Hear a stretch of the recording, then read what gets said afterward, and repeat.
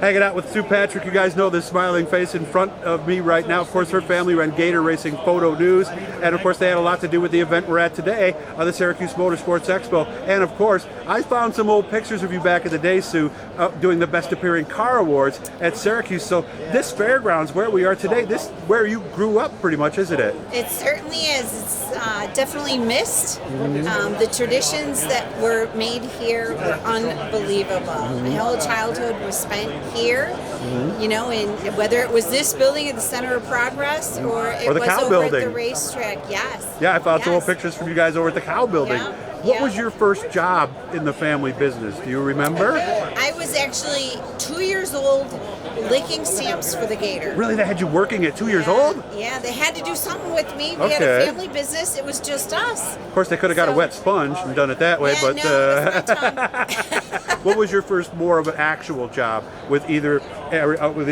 Gator or something that takes place on this fairgrounds property?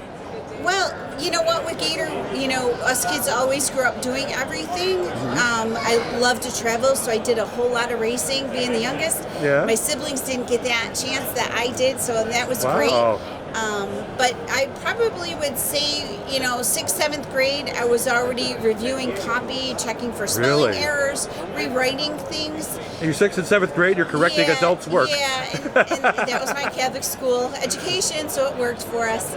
I imagine that would help you with English and some of your grades as well, right? It did. It did. So it progressed from there. When I got into high school, I was actually doing more of the layouts and everything. The only thing I didn't do in the paper was the darker. Oh, okay. Well, that's a different skill set there. Yes, you know what? My father let me in the darkroom one time and immediately fired me from that. Would you open the door or do something like that? I turned the lights on. You turned the lights on. There you go. I turned the lights on. Yeah, back for all you kids today, when they didn't shoot digitally and you had to use film, I often think about those photographers back then. You had to be darn sure when you hit that button because film was not cheap. Exactly. Exactly. So they didn't need somebody like me to expose their film and destroy it. Yeah, nowadays you just shoot all and delete the ones you're not going to use, and that is it. You had to wait until the guys brought the stuff to us or sent it to us to really see what you had. So what emotions and what thoughts come into your mind as you approach this building and walk through the doorway? Are there certain things you think of? Well, you know what? Syracuse has always been hallowed grounds for me. This property, yes. Yes. It's a place that I spent, I'm 57 now, so I spent all my years growing up here. It's sad. I love coming back and seeing everybody. So, for that aspect, nothing's really changed. I see the same people year after year, so it's great. I miss it being in the sport, week after week, year after year. I do miss the everydayness of it all.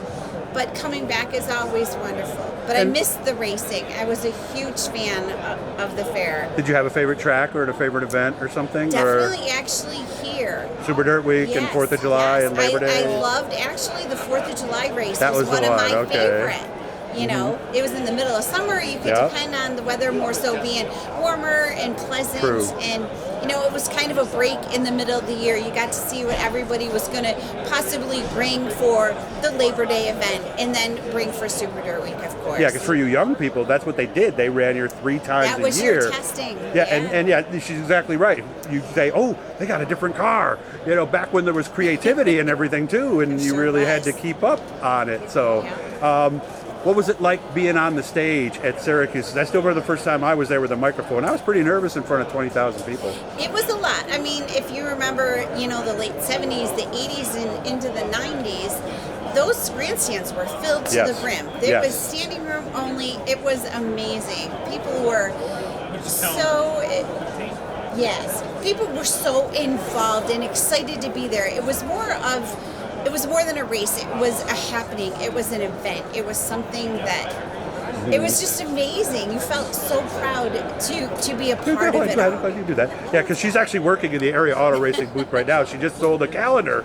So never stop working when you come in this building, right, Sue? No. Where are we going to see you this summer? Are there some events and some things that you're saying, I'm definitely going to that? I definitely will be racing as we get into a little bit of the warmer weather. Lenny's son races a modified. That's right. So I'll be seeing some races in New Jersey and Pennsylvania, which are great as well. I'll hit Brewerton a couple times this year, maybe Fulton. It's tough doing what I do now to get out, but those midweek shows are a little bit easier. They are. My favorite is still the big races at the end of the year. Yeah, may not be Syracuse, but it's still big races. Not the same. And the same, but the same people are there. Right, And, same people. Yeah. And then you close out the season doing that. If we're lucky, I'll get to Charlotte in the fall. Okay. And then we have that I need to get there. quiet of the winter, for us here that live in this area.